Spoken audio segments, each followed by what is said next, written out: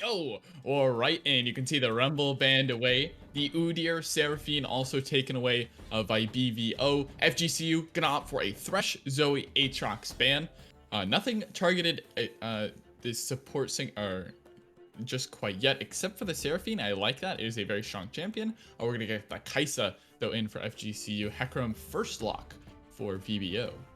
Yeah, it's a bit of an interesting first lock, but I do think it's a bit of a takeaway from FGCU. Ronaldo, this is his most played jungler. He likes to get onto the champion. He likes to run this one around the map, the horsey there in the jungle. And I know that Jimmy's also comfortable on the champ, so wants to try to get priority. Hecarim, not the most contested jungler, but we may see elevated priority on that champion because of the comfort levels of the players on the Nightmare horse, the Kaisa. Of course, a power pick that has slipped through and will be locked up with FGCU alongside the Twisted Fate.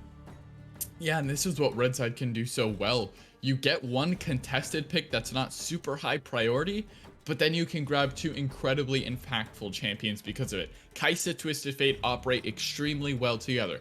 Gold card with your Destiny, throw it out. Kaisa immediately follows up with that ultimate, the Killer Instinct to join the fight. That is an incredible power duo. On the other end, you're going to get something similar. It's not as easy as point and click CC, but a Hecarim Onslaught of Shadows into that Galio ultimate. Vayne doing the DPS then behind the team. That is a very powerful trio in and of itself. So I like where we're headed so far in the draft. It's really just a question of how do things sort of come together when we get support picks and then when we get these solo laners. But VBO are drafting well in response, but man, if you want to stop Galio from ulting, just pick Nocturne. Yeah, Nocturne, we haven't seen a lot of the jungler, but really getting into this dive pile-on draft style are the side of FGCU. And I have to say, I like it. I like where they're going. Their rocks, as we mentioned, have been their bottom lane. It is that mid laner in Rabadon. And of course, Ronaldo is the captain. So going to give them the agency, going to give them the early picks, not going to let their champion pools be pinched. That Kai'Sa's super strong. We know that Rabadon wants to take over a game. He plays a Rumble. That's a roaming mid laner. It's someone who needs to go to team fights, who needs to set up other lanes and early game objectives. Twisted Fate operates in the same fashion. And Nocturne, of course, at level 6 is going to give Ronaldo a ton of ability to roam around the map, help his teammates potentially protect Doran or counter gank for Doran in that top side. So I like what FGCU is doing. The question, of course, going to be, can they get on top of the Vayne that was drafted for VBO? Yeah, and just for everyone at home watching, is VBO is on your blue side, FGCU is on the red side, as things are just now being banned away in our second phase. Bard gonna be taken away along with Mordekaiser, Leona, and Rel. That's what we're talking about. That high priority, high contested champion for FGCU. It is the most played champion, and with a Kaisa, it can operate extremely efficiently. Lots of CC to proc the second skin. Halo Blades basically does it instantly. So now we're just waiting to see how things come together. And this is a great pick composition for FGCU. The problem is VBO can be there very, very quickly, as a GP is going to be hovered as a safe blind pick. I like it. It is something that can help with those long distance plays. Ornn, about the same as well. Of course, doesn't have the global ultimate with a cannon barrage, but regardless can start long range engages. Now VBO, I think they should be able to capitalize on this top lane matchup and could be their position of strength. Yeah, could be. We talked about it. Dusk to Dawn is back, and this could be his grand debut up against the Ornn. It does give him a lot of flexibility to pick what he would like for this VBO composition. Doran getting back onto something that he's comfortable with. And oh my word, out comes the Yuumi and out comes the Lulu, and Stingus heads back to bot lane, and VBO says, give him the carry pants. This is Stingus's game. Yeah, we're gonna see a Lulu solo lane, and it's been popping up, it's been cropping up, it's been a bunch of fun times for top laners alike. So I thought maybe we'd get a Galio Flex support, but regardless, it'll be Vayne Yuumi in the bot lane for VBO. It is a fine duo. They can scale incredibly well. You just have to wait for the wave to push to you. That means we're gonna get Galio in mid, Lulu top, Hecarim jungle. For FGCU, it's gonna be Pyke. We mentioned this earlier on the desk, DJ. It is his third or fourth most played champion in solo queue. Very, very comfortable. So we're looking at 3 assassins, a Twisted Fate, and an Ornn. That is incredibly just raw power that FGCU are dealing with. Yeah, it is a ton of raw power, and I'm looking at so may have an update. Might have had an issue with the draft. It looks like the Yumi was actually not selected. It looks like it is a Gangplank Oh. instead. So not quite as much healing and shielding for the Vayne, but still a very heavy bottom lane focus with the likes of that Gangplank, who does have the global ulti and should have a pretty safe laning phase into the Ornn. But I think more importantly, as you mentioned, that Pyke picked for Sheeta Kane, we are seeing a lot of comfort and a lot of agency coming out for these FGCU players. They don't have a lot of tankiness. It's going to be up to Doran to stay relevant in this game to provide any sort of front line. They have a huge pick composition to try to set up for themselves. But like I said, agency is the name of the game. All of these champions have some sort of dash, dive, teleport, movement speed, etc. They are trying to give their skill positions, their skill players, a lot of comfort and a lot of agency to try to take over and outplay VBO. FGCU has really thrown down the gauntlet in this draft, in my opinion, and it's going to be up to VBO to try to answer them and get Stingus into a position where I think in the later parts of the game, if he is safe and if he is farmed, will just absolutely demolish this entire composition.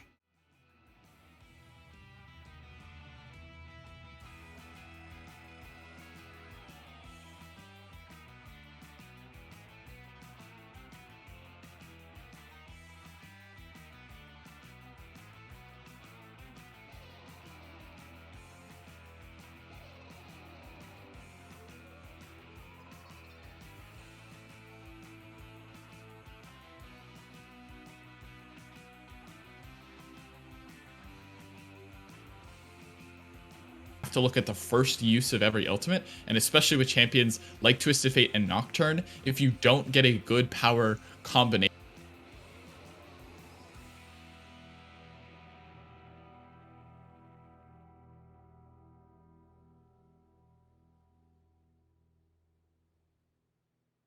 bit more leniency here. They have the scaling potential. It's just, can they avoid getting goon squatted on in these solo lanes by Twisted Fate, by Nocturne, by a roaming Pyke?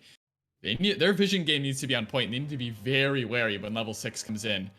Doctor and Juicebox Sky need to see those danger pings being spammed as soon as 6 hits. Yeah, really, as soon as 6 hits, and potentially even before that, Pyke is a champion that can go up and make some impact. If you watch Hillisang play it in the LEC, he'll make level 3 roams, level 4 roams to try to impact that mid lane. There's great setup in the mid lane for any sort of gank or roam with that Twisted Fate piloted by Rabadon up against Prophet. But like I think I talked about, this is going to be a big skill matchup for the likes of FGCU. They need to goon squad on. They need to get picks. They need their skilled players to have the agency to take over this game, or they're just going to hand this one over into the hands of Prophet, into the hands of Jimmy, and most particularly into the hands of Stingus. There is one hard CC ability on this team. The gold card is the only one. If Vayne builds a QSS or takes a cleanse, she can easily cleanse out of that. And after that, there's almost nothing on the side of FGCU that can lock her down. Stingus is going to have an incredible time if he can stay away from the goon squad in this early game. Condemn and Invisibility are impeccable tools against assassins like Nocturne, like Pyke, like Twisted Fate. If you get away from the initial engage, it is so incredibly impactful. You could imagine Stingus getting a pentakill this game. I can already hear his name in the back of my head as we go into our little separate call here soon. I suppose screaming, Vayne, Vayne, Stingus. But regardless, we are going to be ready here in just a minute to get on to Summoner's Rift. Final thoughts, DJ, before VBO and FGCU face it out on the Rift, indeed. I guess my final thoughts is I am absolutely thrilled with the drafts in this game. I think we are going to have a ton of excitement. Keep your eyes on those level 6s. There is going to be a lot of fighting, a lot of roaming the side lanes. And again, I like what FGCU have done. I like the draft that VBO have responded, and I think we're going to see who pushes who out of the way. In particular for this game one, I'm gonna go out on a limb here and say that FGCU will take this one. We'll see if the roams are good enough, and we'll see if VBO can hold them off. But I love the aggressive draft from FGCU. My eyes are on you, Sheeta Kane. Look at me now. If you don't perform in this Pyke, an R5 Pyke, that is disappointing. I'll say that at the least. But regardless, we are just about ready in just over 90 seconds. will be up on the Summoner's Rift with our first game of the evening between VBO and FGCU. Stay tuned.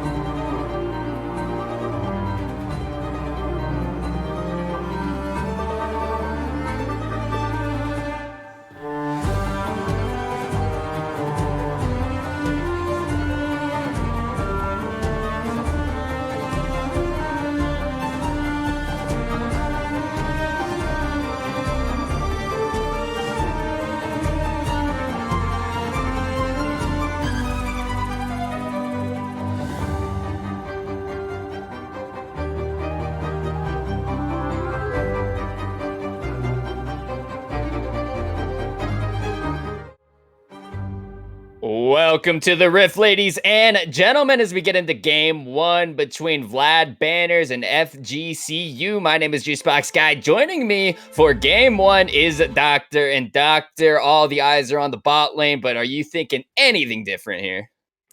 No, I think the bot lane is such a pivotal point here. You know, they talked about the stats on the desk. It is Stingus making this role swap. And so there is a lot on the line here because we're heading into that part of the season where wins actually matter, the points matter. Playoff contention's actually in the eyes of these teams. And so to be making such a drastic shift here at this point could be that honeymoon boost they really need to skyrocket back to the top of the standings and potentially challenge Glaive right now. But I think you're alluding to something, and I think you're baiting me into the jungle matchup, I which was indeed.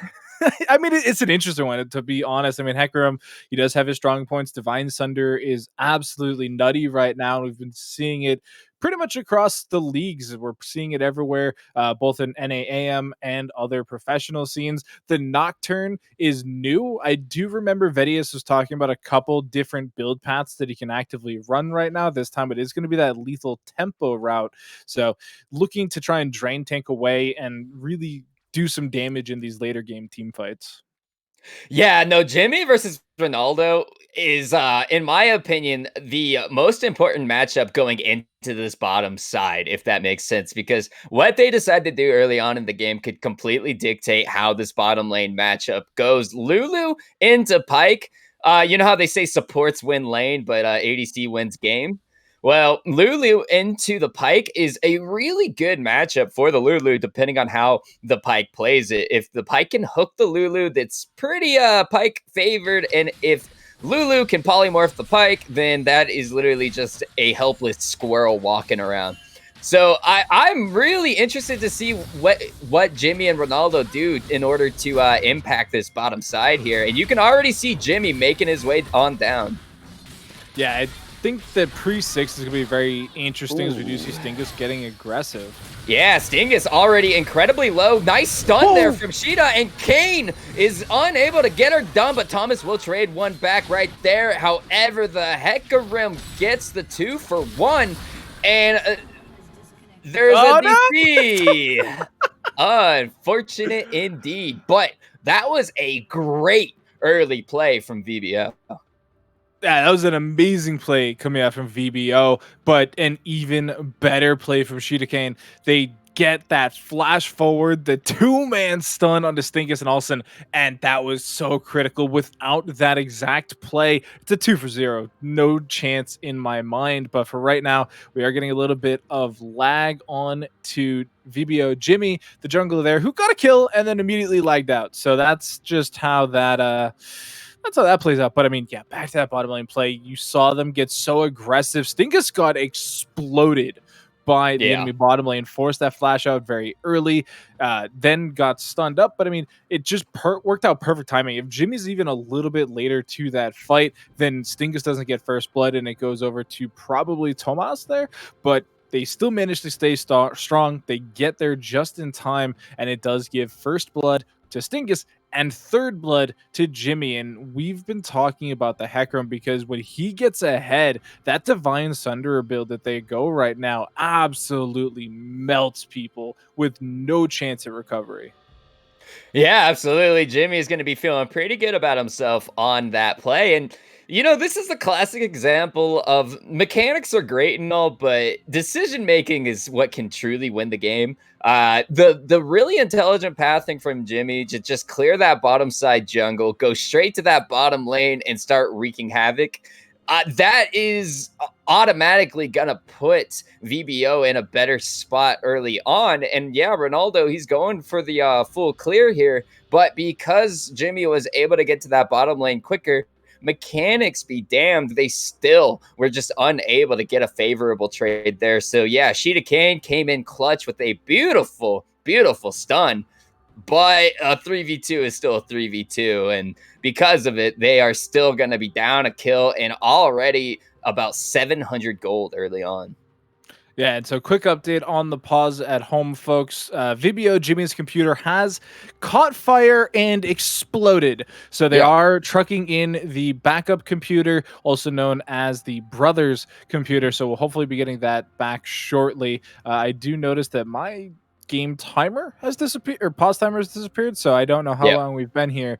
But touching back on to Ronaldo going for the full clear, I think that's just kind of expected for the Nocturne, because Yeah. it's super cheeky for Jimmy to actually go for that play, because you get, they're currently level 3. I don't remember if they were level 2 actually during the gank. I think they were actually level 3 off just the 3 camps. But when you compare the two champions, Nocturne versus Hecarim, who's stronger at level 3? I'm probably going to say the Hecarim 9 times out of 10, just because of the way they interact. Throw in the Ghost on top of it, and there's a lot more going there for the Hecarim. Ronaldo kind of has to power farm to 6, and unfortunately had already been down onto that wolf camp and pathed over there once Jimmy shows up. Without him being there, if he had been a little bit slower taking Krugs or chickens maybe, then they could have got Jimmy on ward, and then they could have made the executive decision to go a little bit vertical jungling, go into the enemy side, take maybe a blue buff, a Gromp if you have time for it. So he's going to go for the full clear on his side, and Jimmy, other than his computer, doesn't lose anything here. Yeah, and hey, you don't have Stingus down there in the bot lane either, so you might get yourself a juicy minion wave on top of it if you're feeling especially spicy on the Hecarim. And knowing how Jimmy plays, knowing Vlad Banner's MO, I would not be shocked to see, maybe the old horsey taking a few of the creeps in lane. And those solo queue games you get into where you're like, okay, come on, how does Olaf have 100 farm at, I don't know, 13 minutes? This is insanity. Or even like 9 minutes. Well, this is kind of how, he'll just, he ganks, he takes some CS, he leaves. He ganks, the enemy, his teammate got the kill. You got the kill, I'm going to take the CS and leave. And I actually think I would be excited to see Jimmy kind of go that route here. Yeah, it makes sense because Hecarim can be so strong once he does get a little bit of feasting. And I'm curious what Galio build we see. If I remember correctly, it was actually VBO's first map on stream way back in week 1. They built the Shurelia's Galio, and I could be thinking of a different team, but I'm pretty sure it was VBO.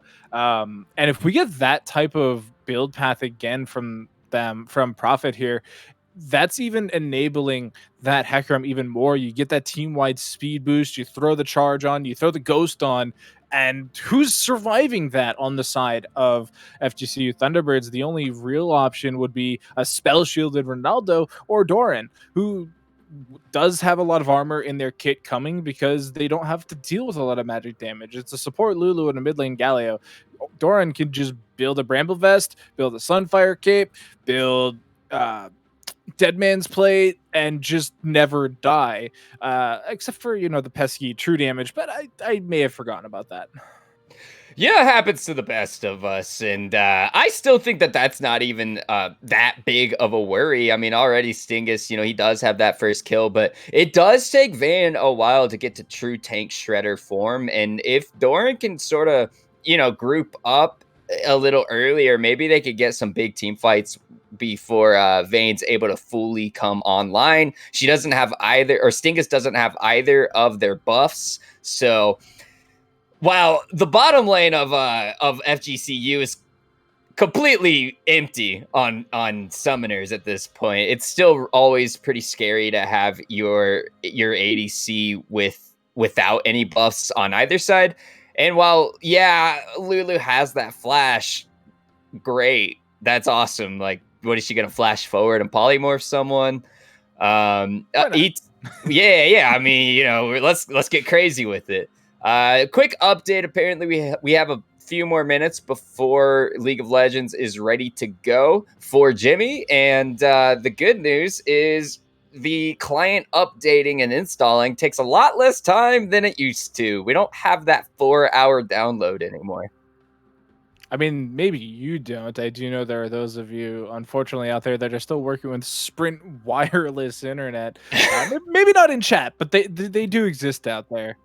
And so, I mean, this is not also our only match of the night. Concurrently, we do also have Orbital Chrome versus Lotus going on right now, where Lotus actually has a Sivir ED carry, which we did see in LEC last weekend. So it potentially coming back. I hope not, because the 500 CS Sivir memes a bit too true for me. It's a bit painful. It's a little close to home. Yeah, and then we do also have the Catalyst Blaze versus New Age matchup going on here tonight. So we'll try and get some updates from those series as well from production as the game goes on. We're supposed to have another match there as well. It was supposed to be YO Boomers versus Glaive Amethyst. That one has been rescheduled, and Akuma Glaives versus Bucky Stratosphere should be just hopping into it in here too. But there's a lot of League of Legends here tonight, Juicebox. Absolutely. And in order to get through it all, unfortunately, first we're going to have to go to a quick broadcast break while we get Jimmy back into the game. So thank you for your patience, ladies and gentlemen. And we will be back in just a moment.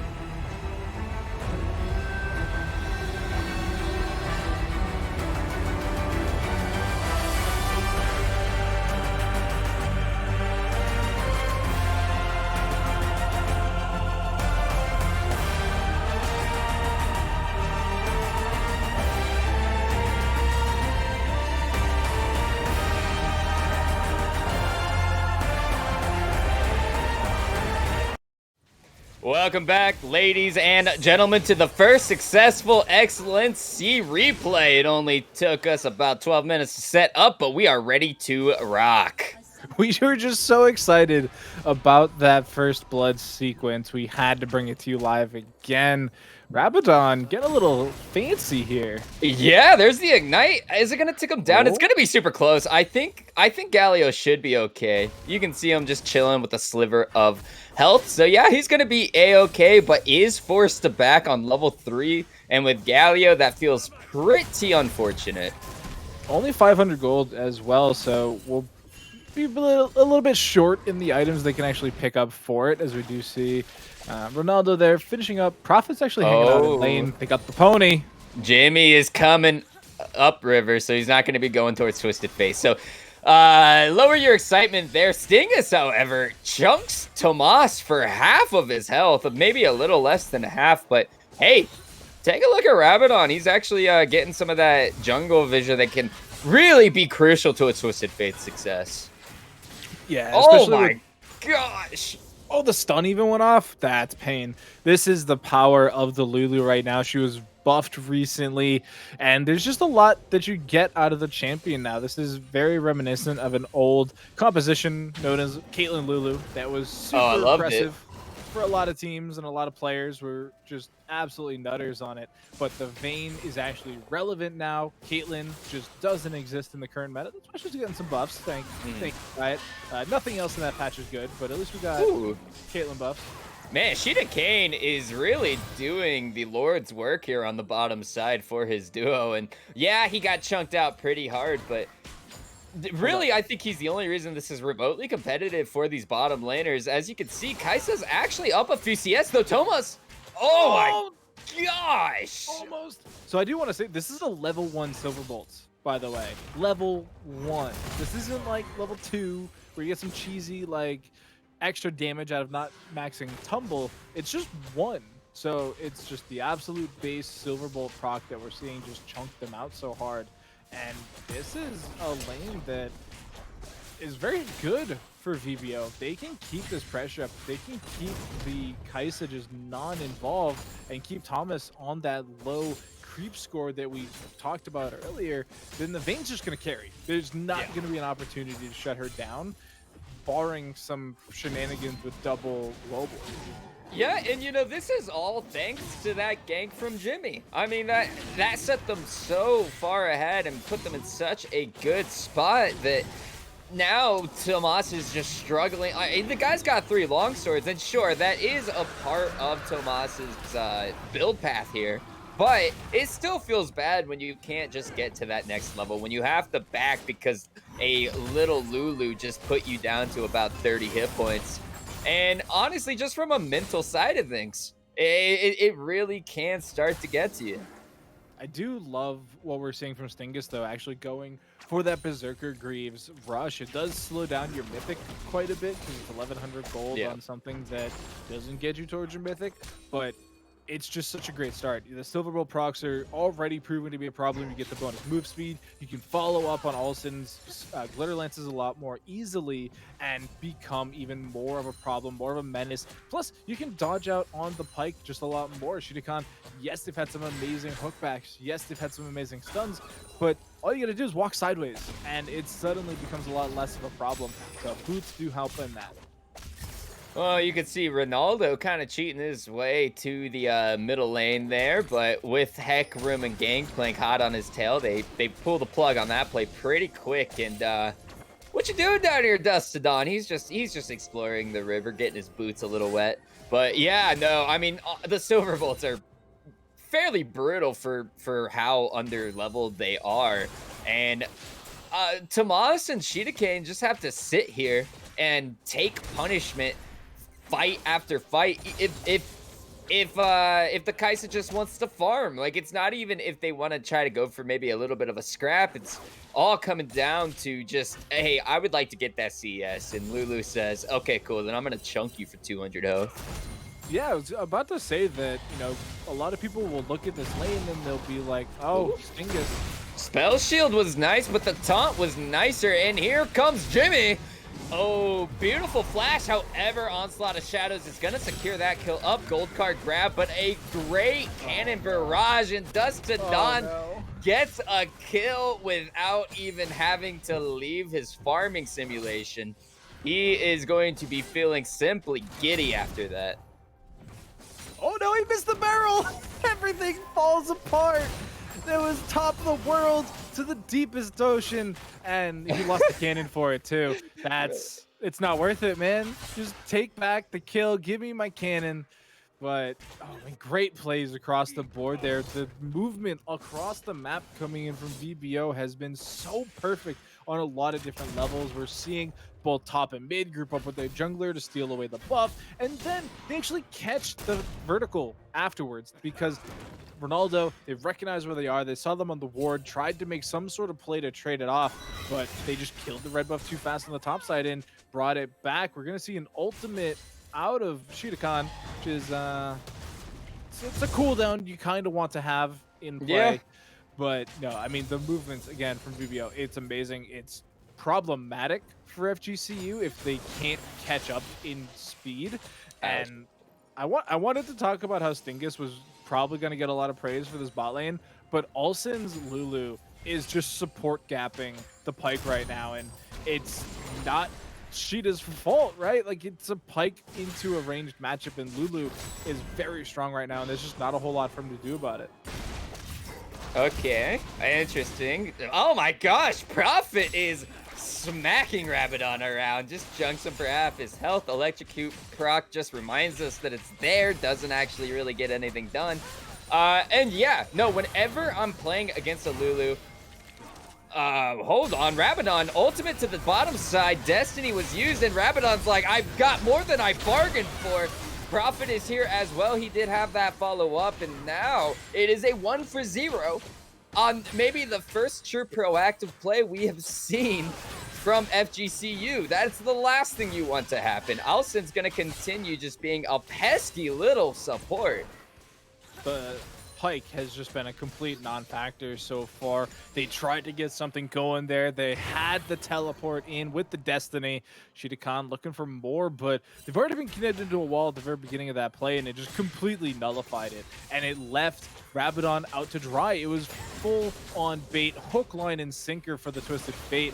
They go down, they give another kill over to this bottom lane. Okay, this has to work, and it does. Death from below is going to secure the second game, or kill of the game. Stingus is walking up a little bit too far, though, and Jimmy has arrived. Shidakan already used his dash, and he is just going to get hacked down. Onslaught of Shadows to finish that kill off. Now Ronaldo is being reminded why coming to the bottom side could be such a scary task. He's going to get out, but Dust to Dawn says, sir, it is time for you to take a dirt nap. Dust to Dawn gets the kill over to the top side, and the fun ain't over yet, ladies and gentlemen. Rabadon wants to get a little something going for his team here. Dust to Dawn retreating to the safety of his tower, and the captain is gonna just stand at the helm of his ship. FGCU finally get one, and they lose two for it. They lose a dragon for it. They might lose a third. Oh, this is so sad. The Ornn has no horn, and he is going to be murdered by a roaming Lulu. Alson is a terror on this Lulu. I honestly, like, normally you don't ban away supports unless they're huge playmakers. You might want to get rid of this Lulu. However, ooh, the knockup on the Shidakan. It has been non-stop action, but guess who is here? It is the Lulu. She's glitter lancing, she's pixing, and she's handing the kill to Prophet. Prophet says, that's my support, baby, and Shidakan says, this is an unfair matchup. Yeah, this is just a complete canyon between the two supports right now, and I do want to point out it's nothing down to Shidakan's fault. No, it's not. Right? They're playing well for what they're being given. It's just that the Lulu as a champion is inherently better than Pyke right now, and there's nothing you can do about that unless you send in a support ticket to Riot, where they will promptly laugh at you for trying to play Pyke right now. So it's a lot that needs to be done here on the side of FGCU. I do like that they're trying to be more proactive. The problem is they need a little bit more time to scale. They do have a lot going on for their team in the later stages of this game. They do have the Electrocute Twisted Fate, which they do need to see some production out of because that's not going to scale quite as nicely. But the Kaisa, Tomas, needs time to scale. The Ronaldo Nocturne needs a little bit more to scale. Doesn't even have a Mythic yet. And then obviously Doran on the Ornn, it's the scaling king. And they're just getting interrupted, but they should be fine. I cannot imagine Doran's going to die. However, with the Galio entrance, it might just be the death they were looking for. Here's the taunt. Destiny is triggered, and on the bottom side, finally a little bit of glory for FGCU. They raise that FG flag and really just throw both hands in the air because, yes, they got Stingus. Congratulations. Here's the bad news. First tower's going down, and it is a 4-plate-to-0 advantage. So Vlad Banners are still going to come out ahead there. They're still going to be feeling very happy with everything that just transpired, but, you know, you can't say that, you can't say FGCU is just going down without any sort of fight. Yeah, they do still get the first kill onto the, or sorry, second kill onto the Vayne there, which it cost them a lot. They had not again. Oh, Doran. There's no tower. Yeah, at this point, Doran's about to get sent back into the shop to join his friends, the Ring and the Sword and the Shield. Just not able to have a fun time here. Sitting down to about, what, 20 CS, 3 kills and an assist. And, hey, he's got a nice pair of boots, though. He's got that going for him. He's got a plated steel cap and a fire in his heart, and that's just going to have to be enough for the next couple of minutes. There's not a whole lot coming his way. He does have to fight through now not having a single tower on the top side. So I think what they're going to try and do, as we see on the minimap here, we do see Rabadon there in the top lane, catching that wave. He has the Destiny teleport to try and be a little bit more relevant and try and collapse a little bit quicker, whereas with the transition of Destiny to the mid lane, Doran has to move in. I think Doran with the immortal shield bow is a problem, is a big problem, because who is actually going to be killing him at this point forward unless they just get a really nice crowd control chain. But he's currently 3-0-1, and I don't see any signs of that changing unless they kind of do what they did to poor old Stingus there in the bot lane, just spend the Destiny, the Paranoia, the from below, the Killer Instinct. They literally used all 4 ultimates to try and kill Stingus for the second time. And to their credit, they got him, right? I mean, it's at least they didn't whiff it. Sheeta Kane running for his life, and Tomas walking forward for his death. He's able to squeak out of there, but Dragon Soul Point is most likely about to just go straight over to Vlad Banners. And yeah, the scaling composition on the side of FGCU isn't really looking like it's going to get any sort of chance to scale. So I think that they might be going for that desperate play right now. They don't want to get too far behind, but guys, you only have 3 of your mythics, and you're going up against 5 mythics of the enemy team. Dust to Dawn has teleport, Onslaught of Shadows onto 3. Wild Growth used as well. Rabadon's already just about dead. The flash follow from Stingus, and now Tomas left alone with a whole bunch of blue bullies. There's the Oran Horn just to say goodbye as he runs the other way. Polymorph, and it's the supportal combat. Right now, it's all Alston. Goodbye, son. Sheeta Kane is going into the ground, and the gray screen finds 4, and Vlad Banners Online are going to find Soul Point Dragon. Support diff. It's just, it's so great to see Pyke lose. I know Sheeta Khan's having a rough time. 2-4-1 with the Dustblade, but watching Pyke lose, it's cathartic. That's all I have for the guys at home, and that fight started off really great for VBO, and it just kept getting better and better as FGCU trickled in very slow 1 by 1. And it started almost like they saw Jimmy, and they're like, we got him, folks. We got him, boys. He's all by himself. He's got no help. And he just dashes forward with the Unstoppable Charge, gets a nice little throw onto everybody that then combos into a Wild Growth. It was just disaster from that point on. We did have Doran coming down as well, using that Ornhorn to try and get something back. Had a great 3-man knockup, but all of his damage dealers were either dead or losing to the support. So there wasn't a whole lot for Doran in terms of assistance. And, you know, I know that you're bashing on Sheeta Kane a little bit, but it's really not on him. I mean, Lulu is just such a great pick into Pyke regardless. She really cancels everything that Pyke wants to do. You want a death from below? I have a wild growth. You want to jump in and try to get a stun off? I have a polymorph. You're gonna try to burst one of my guys? Help picks. She is the perfect answer to a Pyke, and this is just a showcase of why that is. Sheeta Kane cannot do anything because his champion is perfectly designed to get screwed here. Yeah, it's a bit tough because the scaling for Pyke can be interesting because it is that execute ultimate, so there's a lot of situations where it does not stop scaling because it's an execute. It's just always useful, it's always relevant, and you can always do something with it as long as you're in the right position. But when you take everything you just mentioned and look at the composition or the item build paths that we're seeing from VBO right now, we're seeing 2 Immortal Shield Bows, we're seeing a Moonstone Renewer here from the Lulu, and it's not Mikhail's Galio, so it's a little saddening, but it is the Rocket Belt, so he's pretty healthy there in terms of HP. So it's looking tough. I mean, you have to burn through the shield itself of the Immortal Shield Bow, then the lifesteal coming in from both of them, then the Wild Growth and potential help pick shields, and then Groomstone, health, healing, and it's a never-ending list, it feels like, in the face of Sheeta Khan. Oh, hey, look at Ronaldo helping Jimmy with the blue buff. Never mind, he has a smite. He's able to snag it. Nice little 2i in chat. Not actually. don't flame the teams. That's made up in my head canon here as we head into the later stages of the game. Baron spawning in 20 seconds, and they're pinging it. Yeah, Baron spawn. Baron about to be gone. Moving all their members over to that top side for the Baron. All the waves are pushed in.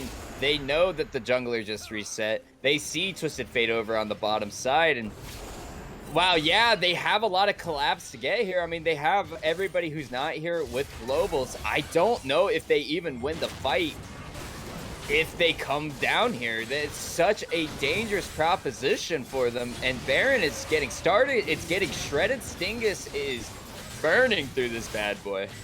Yeah, about half HP now. They do have everybody coming up. Teleport, Destiny available. Here comes the Ornhorn. All right, Ornhorn gets a whole lot of nada. Baron's down to 3,000 health. Sheeta Kane is about to get deleted. Yeah, he is gone. He is dead, and it looks like this might be all she wrote. Ronaldo looking maybe to get some sort of miracle. Unable to pull it off. And ladies and gentlemen, you just saw that final nail go into the coffin. Ultimate on the Doran from dusk to dawn. Right now, he's looking down to destroy. Prophet looking to get a little bit of action here, but Doran has learned his lesson after 3 failed attempts to walk at the enemy team. This time he figures it out, and just to take that final bit of salt and smear it into the wound, Rift Herald was still in the inventory along with Baron. That I've never seen before. I feel like if they brought it top, they might have been able to get the Dancing Herald. They still might, actually. If the Herald doesn't die, we might still see it, and that's the ultimate being. This is outrageous. It's still alive. It took 3 towers and an inhibitor. The Herald took at 21 minutes. It's 21 minutes into the game. There's no Nexus towers left. This is going to be the fastest game time of the entire split. Sheeta, hook someone into the fountain, quick. Gold card's going to stun up. The only guy, it doesn't really matter if it hits. And the Nexus at 21 minutes and 49 seconds drops. Vlad banners online just smear FGCU all across the pavement. We stand winners in this house, and there's only one crown in this series, and it belongs to VBO, and they are coming for the Season 2 crown as well. I mean, that was insane. Let's set it over to the desk.